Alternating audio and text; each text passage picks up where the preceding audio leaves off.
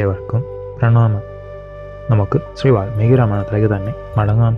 ശ്രീരാമചന്ദ്രസ്വാമിയുടെ സഹധർമ്മിണി അനാഥയെപ്പോലെ മാലാണ്ടിരിക്കുന്നത് കണ്ട മുനി പുങ്കവൻ ഉഗ്ര തപോ തേജസാൽ ഉള്ളം തണുപ്പിച്ചു. മധുരമായി ഇപ്രകാരം അരുളി ചെയ്തു. ശ്രീരാമചന്ദ്രൻ്റെ ഓമലാളായ പട്ടമഹിഷി മഹാരാജ ദശരഥൻ്റെ സ്നുഷേ, ജനകരാജ പുത്രി, പതിവ്രത രത്നമായ സീതേ, സ്വാഗതം. ധ്യാനത്തിലിരിക്കുമ്പോൾ എൻ്റെ ഹൃദയത്തിൽ എല്ലാം വ്യക്തമായിട്ടുണ്ട്. വരവിനെയും കാരണത്തെയും ഉൾക്കണ്ണുകൊണ്ട് ഞാൻ കണ്ടിരിക്കുന്നു. മഹാഭാഗ്യയായ നിന്റെ വാസ്തവങ്ങളെല്ലാം അറിഞ്ഞു. 3 ലോകത്തിലുമുള്ള നിസാര വസ്തുതകൾ കൂടി എനിക്ക് ധ്യാനത്തിൽ അറിയാം. ദിവ്യദൃഷ്ടി കൊണ്ട് നിർദോഷയാണ് നീ എന്ന സത്യവും എനിക്ക് മനസ്സിലായി. ഹേ വൈദേഹി, നീ എൻ്റെ സമീപത്തെത്തിക്കഴിഞ്ഞു. പൂർണ്ണമായി വിശ്വസിക്കൂ. അനേകം ശിഷ്യകൾ എൻ്റെ ആശ്രമത്തിൽ തപസ്സു ചെയ്ത് വസിക്കുന്നുണ്ട്.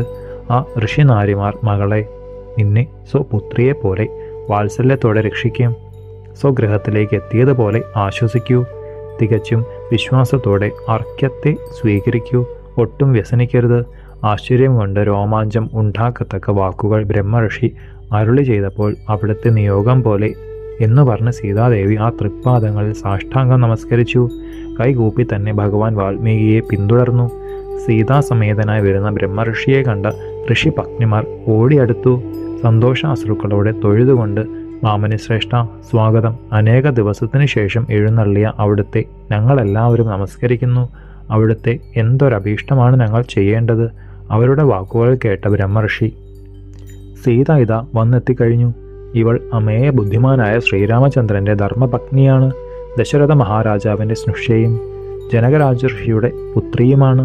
നിർദോഷയായ ഈ വൈദേഹിയെ ഭർത്താവ് പരിത്യജിച്ചു. എപ്പോഴും ഞാൻ രക്ഷിക്കേണ്ടവളാണ്. നിഷ്കളങ്ക സ്നേഹത്തോടുകൂടി നിങ്ങൾ ഇവളെ നോക്കണം. രാജരാജൻ്റെ പട്ടമഹിഷിയാണെന്ന മാന്യതയാലും എൻ്റെ വാക്കിൻ്റെ ഗൗരവത്താലും സീത നിങ്ങൾക്ക് എന്നും സംപൂജിയാണ്. വിശേഷാൽ പൂജകൾ ചെയ്യുവേൻ. അന്നുവരെയും ഒരു കാര്യത്തെ തന്നെ രണ്ടാമതും പറയാത്ത ഭഗവാൻ വാൽമീകി ജാനകി ദേവിയെ ബഹുമാനിക്കുവാനും ശുശ്രൂഷിക്കുവാനും ആവർത്തിച്ചു പറഞ്ഞ് സ്വആശ്രമത്തിലേക്ക് ശിഷ്യന്മാരോടുകൂടി എഴുന്നള്ളി.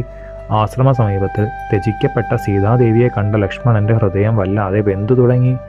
അതിധീന മനസ്സോടെ ഇടറുന്ന ശബ്ദത്തോടെ മന്ത്രിയും സഖിയുമായ സുമന്ത്രരോട് പറഞ്ഞു, സാരഥിയായ മന്ത്രിസത്തമ, എൻ്റെ ജ്യേഷ്ഠൻ്റെ ദുഃഖം എത്രമാത്രമായിരിക്കും? സീത പരിത്യാഗ ദുഃഖത്തിനേക്കാൾ വലുതായിട്ട് എന്താണ് ശ്രീരാമചന്ദ്രസ്വാമിക്ക് അനുഭവിക്കുവാനുള്ളത്? സച്ചരിതയും സാധ്വീരത്നവും സഹധർമ്മിണിയുമായ സീതാദേവിയെ ഉപേക്ഷിക്കേണ്ടി വന്നുവല്ലോ. സ്വർഗ ആരോഹണം വരെ ദേവീ വിയോഗം ജ്യേഷ്ഠന് വന്നു ചേർന്നു എന്നത് തീർച്ചയായി. ഇതെല്ലാം ദൈവവിധി എന്നല്ലാതെ മറ്റെന്തു പറയുവാൻ? ഏതൊരുവനും ദുർലംഘ്യമാണല്ലോ ഈശ്വരവിധി. കടക്കണ്ണെന്ന് ചുകന്നാൽ ദേവഗന്ധർവന്മാരെയും രാക്ഷസാസുരന്മാരെയും ഉന്മൂലനം ചെയ്യുവാൻ കരുത്തുള്ള ജ്യേഷ്ഠൻ രഘുവര നായകൻ ദൈവത്തിൻ്റെ ചൊൽപ്പടിക്ക് നിൽക്കുകയായി. അച്ഛൻ്റെ ഒരൊറ്റ വാക്കുകൊണ്ട് 14 വർഷങ്ങൾ ദണ്ഡക മഹാരണ്യത്തിൽ വസിച്ചു. ഇന്ന് പൗരന്മാരുടെ വെറും വാക്കുകളാൽ വൈദേഹി ദേവിയെ ഉപേക്ഷിക്കുക എന്നത് ദുഃഖം എത്രമാത്രം കടുത്തതായി. ബുദ്ധിമാനായ സാരഥേ, ഈ കെട്ടധർമ്മം ധർമ്മത്തിൻ്റെ കീർത്തിയെ ഉയർത്തുകയാണോ? മഹാപതിവ്രതയായ ജ്യേഷ്ഠത്തിയെപ്പറ്റി ഇല്ലാത്ത കാര്യങ്ങളാണല്ലോ കെട്ടിച്ചമച്ചു പറയുന്നത്. മഹാനായ ലക്ഷ്മണന്റെ ഇത്തരത്തിലുള്ള വാക്കുകൾ വിഘ്നനായ സുമന്ത്ര സശ്രദ്ധം കേട്ട് മറുപടി പറഞ്ഞു, രാജകുമാര, ജാനകി ദേവിയെപ്പറ്റി ഒട്ടും വ്യസനിക്കരുത്.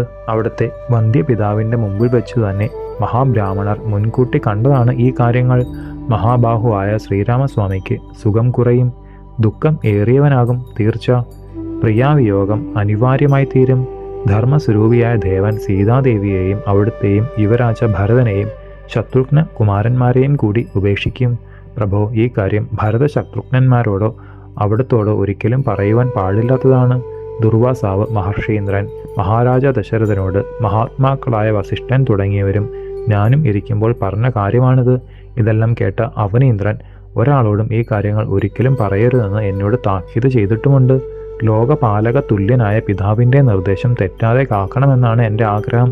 അവിടുത്തെ മുന്നിൽ വെച്ച് ഏതു തരത്തിലും പറഞ്ഞുകൂടാത്ത ഈ കാര്യം കേൾക്കാതെ കഴിയില്ലെങ്കിൽ മഹാത്മാവായ പ്രഭു പറയാം.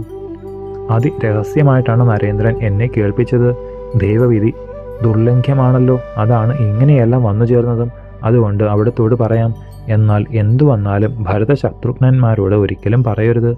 ഗംഭീര പദാർത്ഥങ്ങളോടുകൂടിയ ഈ മികച്ച മൊഴികൾ കേട്ട് ലക്ഷ്മണകുമാരൻ മറ്റാരോടും പറയുന്നതല്ലെന്ന് സത്യം ചെയ്തു. സുമന്ത്രൻ സന്തുഷ്ടനായി. മഹാനായ സൗമിത്രിയുടെ വാക്കുകേട്ട സാരഥി ഋഷിവരൻ അരുളിയത് പറയാനൊരുങ്ങി.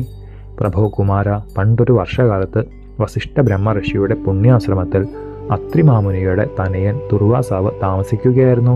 ആ സന്ദർഭത്തിൽ ഉപാധ്യായനെ കാണുവാൻ അവിടുത്തെ മഹാനായ പിതാവ് അങ്ങോട്ട് എഴുന്നള്ളി. അതികഠിന തപസ്സിനാൽ സൂര്യതേജസ്സാർന്ന ഋഷീന്ദ്രനെ മഹാത്മാവായ ബ്രഹ്മഋഷി വസിഷ്ഠന്റെ ഇടത്തുഭാഗത്തിരിക്കുന്നതായി കണ്ടു. വിനയസമ്പന്നനായ മഹാരാജാവ് മാമുനീന്ദ്രന്മാരെ സാഷ്ടാംഗം പ്രണാമം ചെയ്തു. സ്വാഗത വചസ്സോടെ അർഘ്യപാദ്യങ്ങൾ കൊടുത്ത താമസ പ്രമുഖന്മാർ മന്നവേന്ദ്രനെ ഇരുത്തി കായ്ക്കിഴങ്ങുകൾ കൊടുത്തു. ധാർമ്മികങ്ങളായ പല കഥകളും അവരവിടെ ഇരുന്ന് പറഞ്ഞ് മധ്യാഹ്നമായി. അതിൽ ഏതോ കഥയുടെ മധ്യത്തിൽ തൊഴുതുകൊണ്ട് അരജൻ ആത്രേയ മാമുനിയോട് ചോദിച്ചു, ഭഗവാനെ, എൻ്റെ വംശം എത്ര കാലം നിലനിൽക്കും? സീമന്തപുത്രൻ രാമനും മറ്റുള്ളവർക്കും ആയുസ് എത്രയുണ്ട്? രാമന് പുത്രന്മാർ എത്രയുണ്ടാകും? അവർക്ക് ആയുസ് എത്രമാത്രം? എൻ്റെ വംശത്തിൻ്റെ ഭാവിയെക്കുറിച്ച് അരുളി ചെയ്താൽ കൊള്ളാം. നമ്മുടെ തമ്പുരാൻ ദശരഥ മഹാരാജാവിൻ്റെ ചോദ്യം തേജസ്സേറിയ ദുർവാസാവ് കേട്ട് പുഞ്ചിരിയോടെ, ഹേ രാജരത്നമേ, പഴങ്കഥയൊന്ന് ഞാൻ പറയാം, കേൾക്കൂ. പണ്ടുണ്ടായ ദേവാസുര മഹായുദ്ധത്തിൽ ദേവന്മാരാൽ പരാജിതരായി ഓടുന്ന ദൈത്യന്മാർ ഭൃഗു പത്നിയെ ശരണം പ്രാപിച്ചു. മാമുനി പത്നിയാൽ അഭയം കിട്ടിയ അസുരന്മാർ നിർഭയരായി അവിടെ വസിച്ചു. ഭൃഗുവിൻ്റെ സഹധർമ്മിണി ഇവരെ കൈക്കൊണ്ടതിൽ ദേവദേവനായ മാധവന് അമർഷമുണ്ടായി. ഏതൊന്നിനും തടുക്കുവാൻ സാധിക്കാത്ത സുദർശന ചക്രത്തിൻ്റെ തീക്ഷ്ണാഗ്രം മഹർഷി പത്നിയുടെ ശിരസ് മുറിച്ചു. പത്നിയുടെ മരണം കണ്ട ഭൃഗു കോപിഷ്ഠനായി അസുരന്മാരുടെ അന്തകനായ മുകുന്ദനെ ഇങ്ങനെ ശപിച്ചുപോയി.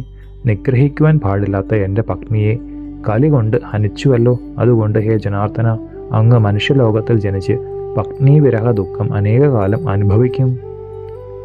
ശേഷം ചരിതം നമുക്ക് അടുത്ത ഭാഗത്തിലൂടെ കാണാം. ഗുരുപാദങ്ങളിൽ സാഷ്ടാംഗ പ്രണാമത്തോടെ നമസ്കാരം.